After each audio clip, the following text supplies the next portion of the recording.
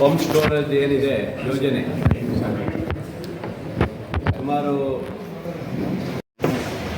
ಅಂದರೆ ಇದು ಈ ಥರ ಒಂದು ಕಾಮಗಾರಿ ಎಲ್ಲೂ ಈ ಥರ ದೊಡ್ಡದು ನಡೆದಿಲ್ಲ. ಅಂದರೆ ಡ್ಯಾಮ್ ಕಟ್ಟದೇ ಇಷ್ಟು ಥರ ನೀರು ಶೇಖರಣೆ ಮಾಡಿ ಇಷ್ಟು ದೊಡ್ಡ ಮಟ್ಟಕ್ಕೆ ಪವರ್ ಕೊಡುವಂಥ ಕೆಲಸವನ್ನು ರಾಜ್ಯ ಸರ್ಕಾರ ಸುಮಾರು 8,644,000 ಕೋಟಿ 8,644,000 ಕೋಟಿಯನ್ನು ಈಗಾಗಲೇ ಬಿಡುಗಡೆ ಮಾಡಿದೆ. ಈಗ ಅದಕ್ಕೋಸ್ಕರನೇ ಈಗ ಎಲ್ಲ ರೈತರನ್ನೆಲ್ಲ ಕರೆದು ಡಿ.ಸಿ. ಸಾಹೇಬರು AC ಅವರು ತಹಶೀಲ್ದಾರ್ ನೇತೃತ್ವದಲ್ಲಿ ಅವರ ಸಮಸ್ಯೆಗಳನ್ನು ನಿನ್ನೆ ನಾನು ಸಹ ಆಲಿಸಿದ್ದೀನಿ. ಅವರು ಬಂದಿದ್ದಾರೆ. ಇಲ್ಲಿರುವಂಥ ಯಾವುದೇ ಸಮಸ್ಯೆ ಆಗಬೇಕು ಆ ರೈತರಿಗೂ ಸಹ ಪಾಪ ಅವರಿಗೆ ಹಕ್ಕಿಗೆ ಯಾವುದೇ ತೊಂದರೆ ಆಗದಂಗೆ ಅವರಿಗೆ ಅದಕ್ಕೆ ಸಮಾನತೆ ಕೊಡಬೇಕು, ಅದಕ್ಕೆ ಒಂದಿಷ್ಟು ಕೊಡಬೇಕು ಮತ್ತು ನೌಕರಿ ಕೊಡಬೇಕು ಅನ್ನೋದು ಏನಿದೆ ಅದನ್ನು ಸಹ ನಾವೀಗ ಕೊಡಿಸ್ಬೇಕು ಅನ್ನೋದು ಒಂದು ತೀರ್ಮಾನದಲ್ಲಿ ಇದ್ದೀವಿ. ಹಾಗಾಗಿ ಈ ದೊಡ್ಡ ಯೋಜನೆಗೆ ಭಾಳ ಏನು ಹೋಗಲ್ಲ, ಅಲ್ಲಿ ಹೋಗೋದೇ ಬರೀ 8 ಎಕರೆ ಜಮೀನು ಮಾತ್ರ.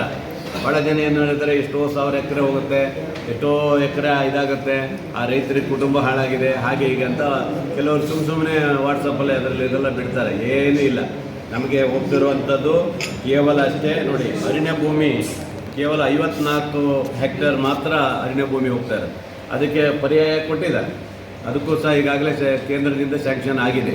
ಹಾಗಾಗಿ ಭಾಳ ಜನ ತಪ್ಪು ತಿಳುವಳಿಕೆ ಮಾಡ್ಕೊಂಡಿದ್ದಾರೆ, ಅದು ಯಾವುದೂ ಇಲ್ಲ. ಈ ಥರ ಹೆನ್ನೆ ಭಾಗದಲ್ಲಿ ಮಾತ್ರ 8 ಎಕರೆ ಭೂಮಿ ಮಾತ್ರ ಇದಕ್ಕೆ ಸೇರ್ಪಡೆ ಆಗುತ್ತೆ, ಬಿಟ್ಟರೆ ಎಲ್ಲೂ ಇಲ್ಲ. ಹಾಗಾಗಿ ಈ ಯೋಜನೆಗೆ ಅಡಚಣೆ ಎಲ್ಲೂ ಬರುವಂಥದ್ದು ಇಲ್ಲ, ಉತ್ತಮವಾದದ್ದು. ಯಾಕಂದರೆ ಒಂದು ಡ್ಯಾಮ್ ಕಟ್ಟಬೇಕಾದ್ರೆ ಎಷ್ಟೋ ಎಕರೆ ಭೂಮಿ ಬೇಕು ಮತ್ತು ಕಾಡೆಲ್ಲ ನಾಶ ಆಗುತ್ತೆ, ಕಟ್ಟಕ್ಕಂತೂ ಸಾಧ್ಯನೇ ಇಲ್ಲ. ಶರಾವತಿ ಆ ಕಾಲದಲ್ಲಿ ಕಟ್ಟಿದ್ದು ಬಿಟ್ಟರೆ ಮತ್ತೆ ಡ್ಯಾಮ್ ಕಟ್ಟಿದ್ದು ದೇಶದಲ್ಲಿ ಯಾರೂ ಮತ್ತೆ ಮಾಡಲಿಲ್ಲ. ಹಾಗಾಗಿ ಕರ್ನಾಟಕದಲ್ಲಿ ಮತ್ತೊಂದು ದೊಡ್ಡ ಸಾಧನೆ ಆಗುತ್ತೆ. ಸುಮಾರು 2,000 ಮೆಗಾವಾಟ್ಸ್ ಇದು ಅಂದರೆ ಒಂದು ಡ್ಯಾಮಲ್ಲಿ ಇವತ್ತು ಏನಿದೆ ಅಷ್ಟೇ ಮತ್ತೆ ರೀಸೈಕ್ಲಿಂಗ್ ಆಗುತ್ತೆ. ಹಾಗಾಗಿ ಮುಂದಿನ ಜನ್ರೇಷನಿಗೆ, ಮುಂದಿನ ಮಕ್ಕಳಿಗೆ ಅವರಿಗೆ ಪವರ್ ಇಲ್ಲ ಅನ್ನೋ ಕೊರತೆ ಇರಬಾರ್ದು ಅಂತೇಳಿ ರಾಜ್ಯ ಸರ್ಕಾರ ಒಂದು ದೊಡ್ಡ ಯೋಜನೆ ಮಾಡಿದ್ದಾರೆ. ಮಾನ್ಯ ಮುಖ್ಯಮಂತ್ರಿಗಳು ಜಾರ್ಜ್ ಸಾಹೇಬರು, ಉಪಮುಖ್ಯಮಂತ್ರಿಗಳೆಲ್ಲ ಸೇರಿ ಮಾಡಿದ್ದಾರೆ. ನಿಜವಾಗ್ಲೂ ಅಭಿನಂದನೆ ಸಲ್ಲಿಸ್ತೇನೆ. ಇದರಲ್ಲಿ ಪರ ವಿರೋಧ ಇದ್ದೇ ಇರುತ್ತೆ, ಅದನ್ನೇನೂ ಮಾಡೋಕ್ಕಾಗಲ್ಲ. ಈ ರಾಜ್ಯದ ಜನರಿಗೋಸ್ಕರ, ರಾಜ್ಯದ ಒಳಿತಿಗೋಸ್ಕರ, ಪವರಿಗೋಸ್ಕರ ಈ ಯೋಜನೆ ಜಾರಿ ಆಗಬೇಕು ಅನ್ನೋದು ನನ್ನೊಂದು ಉದ್ದೇಶ ಇದೆ. ಕೆಲವರು ಬೇಡ ಅನ್ನೋರು ಇದ್ದಾರೆ, ಪರಿಸರವಾದಿಗಳು ಬೇಡ ಅಂತಾರೆ, ಇನ್ನೊಬ್ಬರು ಬೇಡ ಅಂತಾರೆ.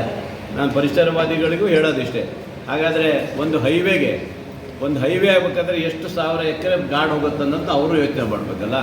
ಅದೇನಾದ್ರು ನಿಲ್ಲಿಸಿದ್ದಾರೆ ಅವ್ರ ಪರಿಸರವಾದಿಗಳು, ಯಾವತ್ತೂ ನಿಲ್ಲಿಸ್ಲಿಕ್ಕೆ ಸಾಧ್ಯ ಆಗಿಲ್ಲ. ಅದು ಸಿಕ್ಕಾಪಟ್ಟ ಹೈವೇಲ್ಲೂ ಹೋಗುತ್ತೆ, ಡ್ಯಾಮೆಲ್ಲ ಹೋಗಿದೆ, ಎಲ್ಲ ಕಡೆ ಹೋಗಿದೆ.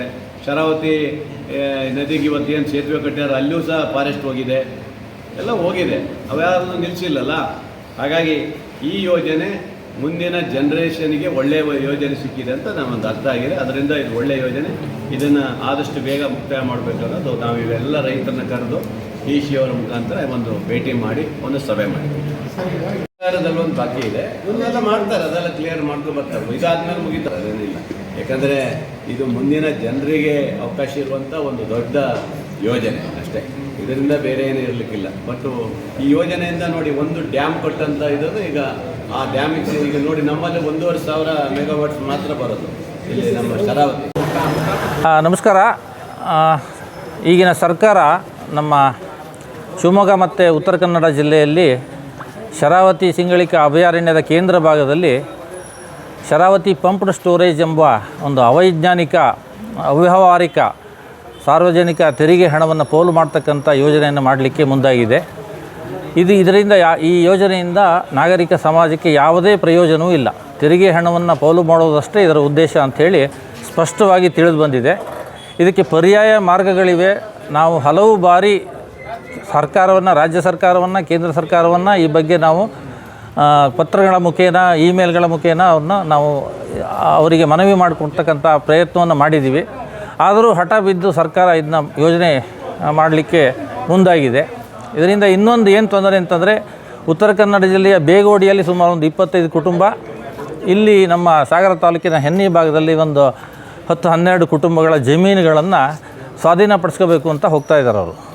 ಇದು ಕೇಂದ್ರ ಸರ್ವೋಚ್ಚ ನ್ಯಾಯಾಲಯದ ಒಂದು ಆದೇಶದ ಸ್ಪಷ್ಟ ಉಲ್ಲಂಘನೆ ಆಗಿದೆ. ನ್ಯಾಯಾಲಯ ಏನು ಹೇಳ್ತದೆ, ಸರ್ವೋಚ್ಚ ನ್ಯಾಯಾಲಯ ಏನು ಹೇಳಿದೆ ಅಂತಂದರೆ, ಸ್ಪಷ್ಟವಾಗಿ ನೀವು ಯಾವುದೇ ಯೋಜನೆಯನ್ನು ಜಾರಿ ಮಾಡೋಕ್ಕೂ ಪೂರ್ವದಲ್ಲಿ ಅದು ಸರ್ಕಾರಿ ಏತರ ಅಥವಾ ಖಾಸಗಿ ಜಮೀನು ಇರ್ಬೋದು, ಸರ್ಕಾರಿ ಭೂಮಿ ಇರ್ಬೋದು, ಅದನ್ನು ಸ್ವಾಧೀನ ಮಾಡೋಕ್ಕೂ ಮುಂಚೆ ನೀವು ಅರಣ್ಯ ಇಲಾಖೆಯಿಂದ ಎಲ್ಲ ತರಹದ ಅನುಮತಿಯನ್ನು ಪಡೆದಿರಬೇಕು ಅಂತ ಸ್ಪಷ್ಟವಾಗಿ ಹೇಳಿದೆ. ಆದರೆ ಇಲ್ಲಿ ಈ ಶರಾವತಿ ಪಂಪ್ ಸ್ಟೋರೇಜ್ ಯೋಜನೆಗೆ ಇನ್ನು ಕೇಂದ್ರ ಸರ್ಕಾರದಿಂದ ಯಾವ ಅನುಮತಿಯೂ ಸಿಕ್ಕಿಲ್ಲ. ಫಾರೆಸ್ಟ್ ಕ್ಲಿಯರೆನ್ಸ್ ಸಿಕ್ಕಿಲ್ಲ, ಎನ್ವಿರಾನ್ಮೆಂಟಲ್ ಕ್ಲಿಯರೆನ್ಸ್ ಸಿಕ್ಕಿಲ್ಲ, ಮತ್ತು ವೈಲ್ಡ್ ಲೈಫ್ ಕ್ಲಿಯರೆನ್ಸ್ ಕೂಡ ಸಿಕ್ಕಿಲ್ಲ. ಆದರೂ ಕೂಡ ಈ ರೈತರ ಮೇಲೆ ದಬಾವಣೆ ಮಾಡಿ ಅವರ ಜಮೀನನ್ನು ಸ್ವಾಧೀನಪಡಿಸ್ಕೊಳ್ಳೋಕ್ಕೆ ಹೊರಟಿದ್ದಾರೆ. ಈಗ ಒಂದೊಮ್ಮೆ ಆ ಯೋಜನೆ ಜಾರಿ ಆಗಲಿಲ್ಲ ಅಂತಂದರೆ ಈ ವಶಪಡಿಸಿಕೊಂಡಿರ್ತಕ್ಕಂಥ ಜಮೀನನ್ನು ಏನು ಮಾಡ್ತಾರೆ? ಅವರು ಈಗಾಗಲೇ ಒಂದು ಸರಿ ಮುಳುಗಡೆಯಾಗಿ ತಮ್ಮ ಜಮೀನನ್ನು ಕಳ್ಕೊಂಡು ಬದುಕನ್ನು ಕಟ್ಕೊಂಡಿದ್ದಾರೆ ಬೇರೆ ಕಡೆಗೆ. ಆ ಜಮೀನನ್ನು ಕೂಡ ಇವತ್ತು ಸರ್ಕಾರ ನಿರ್ದಯಿಯಾಗಿ ಅವ್ರನ್ನ ಒಕ್ಕಲೆಬ್ಸೋಕ್ಕೆ ಹೊರಟಿದೆ. ಇದಕ್ಕೆ ನಮ್ಮದು ಸ್ಪಷ್ಟವಾದ ವಿರೋಧ ಇದೆ. ಆ ರೈತರು ಕೂಡ ಯಾವುದೇ ಕಾರಣಕ್ಕೂ ನಾವು ಜಮೀನನ್ನು ಬಿಟ್ಟು ಕೊಡೋದಿಲ್ಲ ಅಂತಕ್ಕಂಥ ಗಟ್ಟಿಯಾದ ಮಾತುಗಳನ್ನು ಹೇಳಿದ್ದಾರೆ.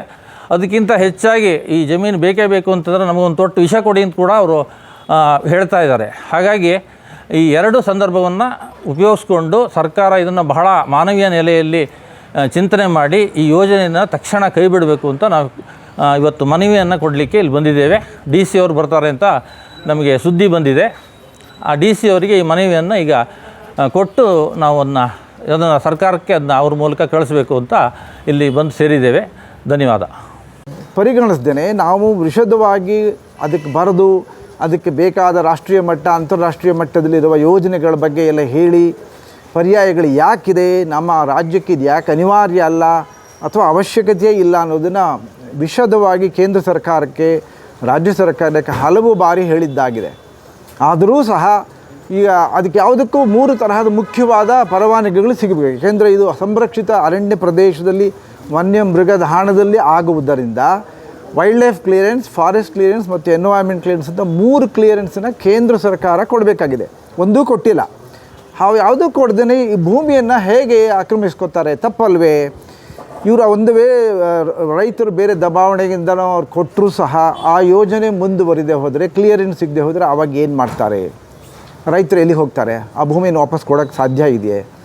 ಈ ವಿಚಾರನ ಗಂಭೀರವಾಗಿ ನೋಡಿದಾಗ ಇದು ಯಾಕೆ ಹೀಗೆ ತರಾತು ಡೀಲ್ ಮಾಡ್ತಾ ಇದ್ದಾರೆ? ಏನು ಅರ್ಜೆಂಟ್ ಇದೆ ಇದಕ್ಕೆ ತೊಗೊಳೋದಕ್ಕೆ? ಎಲ್ಲ ಕ್ಲಿಯರೆನ್ಸ್ ತೊಗೊಂಡ್ಮೇಲೆ ಅದಕ್ಕೆ ಸಾರ್ವಜನಿಕರಿಗೆ ಕೋರ್ಟ್ಗೆ ಹೋಗೋಕ್ಕೂ ಅವಕಾಶ ಇದೆ. ಅದೆಲ್ಲ ಮುಗಿದ ನಂತರ ಈ ಭೂಮಿಯನ್ನು ತೊಗೊಳ್ಳೋದು ಸರಿಯಲ್ವೇ ಅಂತ ಅನ್ನೋದನ್ನು ಕೇಳೋದಕ್ಕೋಸ್ಕರ ನಾವು ಇವತ್ತು ಬಂದಿದ್ದೀವಿ. ಅದಕ್ಕೆ ಹಲವಾರು ಮನವಿಗಳು, 20-30 ಪುಟಗಳ ಮನವಿಗಳು, ಬೇರೆ ಬೇರೆ ರಾಜ್ಯಗಳಲ್ಲಿ ಏನಾಗ್ತಿದೆ, ಬೇರೆ ಬೇರೆ ರಾಷ್ಟ್ರಗಳಲ್ಲಿ ಏನಾಗ್ತಿದೆ, ಇದು ಯಾಕೆ ನಮಗೆ ಅನಿವಾರ್ಯ ಅಲ್ಲ ಅನ್ನೋದನ್ನೆಲ್ಲದನ್ನೂ ಹೇಳಿ, ಇದರಿಂದ ನಮ್ಮ ಸಮಾಜಕ್ಕೆ ಸಿಗೋ ಲಾಭಕ್ಕಿಂತ ನಷ್ಟವೇ ಬಹಳ ಜಾಸ್ತಿ ಇರೋದ್ರಿಂದ ಈ ಯೋಜನೆ ಬೇಕಾಗೇ ಇಲ್ಲ ಅಂತ ಅನ್ನೋದನ್ನು ಬಲವಾಗಿ ಒತ್ತಿ ನಾವು ಹೇಳಿದ್ದೇವೆ. ಹಾಗಾಗಿ ಇವತ್ತು ಕೂಡ ಮಾನ್ಯ ಡಿ ಸಿ ಅವರು ಬಂದಾಗ ಅವಕಾಶ ಸಿಕ್ಕರೆ ಅವರಿಗೆ ಮನವಿನ ಇನ್ನೊಮ್ಮೆ ಕೊಟ್ಟು ಅದನ್ನು ಅವ್ರ ಮೂಲಕ ಸರ್ಕಾರಕ್ಕೆ ಒತ್ತಡ ತರೋಣ, ಸರ್ಕಾರಕ್ಕೆ ಮನವಿ ಮಾಡಿಕೊಳ್ಳೋಣ ಅಂತ ನಾವೆಲ್ಲ ಇವತ್ತು ಸೇರಿದ್ದೀವಿ. ಧನ್ಯವಾದಗಳು.